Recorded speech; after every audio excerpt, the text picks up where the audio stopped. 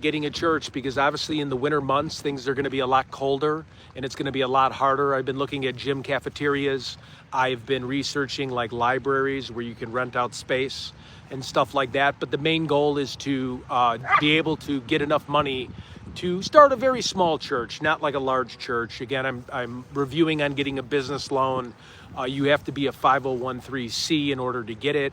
So right now, we're doing a lot of day-to-day reviewing on different things on how to become a church, the permissions and the rules.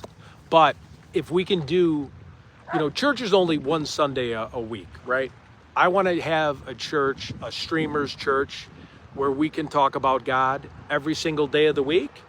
And there might be some days where there might not be a lot of people to come, but if we can just change one person, if we can get people to not be depressed, if we can get people through credit card debt, if we can motivate people, old, young, and if we can change people and rewire their thinking for the love of God, that is the main purpose, and that'll be the same mission of the church.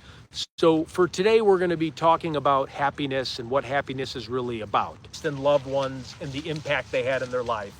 Okay? So I'd like to start off this. There was a lady who was in her 50s. She was a 50-year-old lady, and she spoke to God, and God said, you know what? I'm going to give you another 30 years to live. The lady was so excited. The lady was cheerful. Holy cow, I know I got another 30 years on this earth. I'm so ecstatic. I'm so excited. She then went ahead. She got a facelift. She got a tummy tuck. She got skin rejuvenation treatment. She got Botox. 2 weeks later, she passed away. She made it to heaven. And she goes, hey, God, I thought I had another 30 years. And God replied to her, oh, I'm sorry. I didn't know you were the same person from all the different skincare routines you got. Anyways, let's start this out. It was a little kind-hearted joke. Being happy and where you are with happiness. First and foremost, can you hear me, or is this too far away? But my ultimate goal is to get a church where everybody can come and we can have a food drive and a pantry like I'm doing at the cathedral in St. Paul. We all know I got a lot of heat for that. Being Catholic, I should have known better. Even my father was like, you should have known better. But guess what? I chalked that up to having ADHD. I was that little boy that was crawling underneath the church seats going, Mom, is this over yet? Mom, is this over?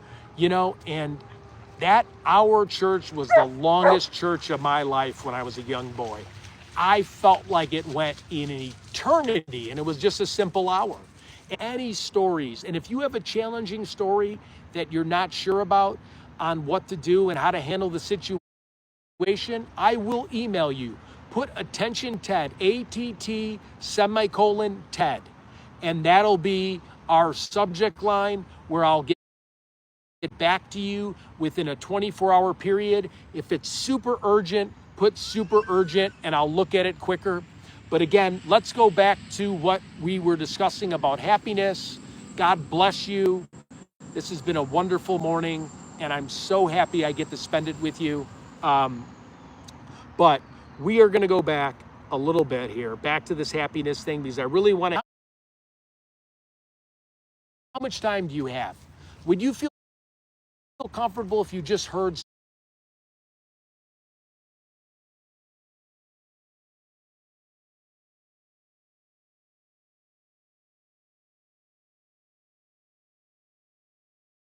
some of the knowledge that I've been learning from the Bible? He may say yes, he may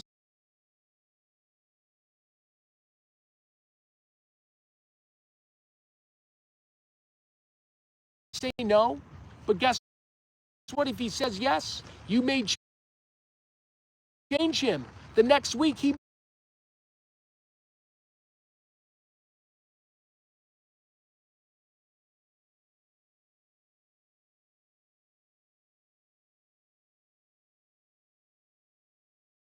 might be reading from the Bible, right? He might be following your footsteps.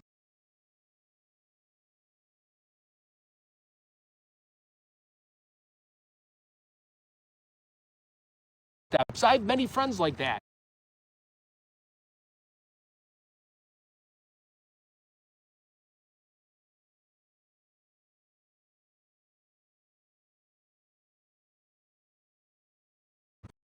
I've been a friend that goes, oh man, I remember when Tony Robbins first came out.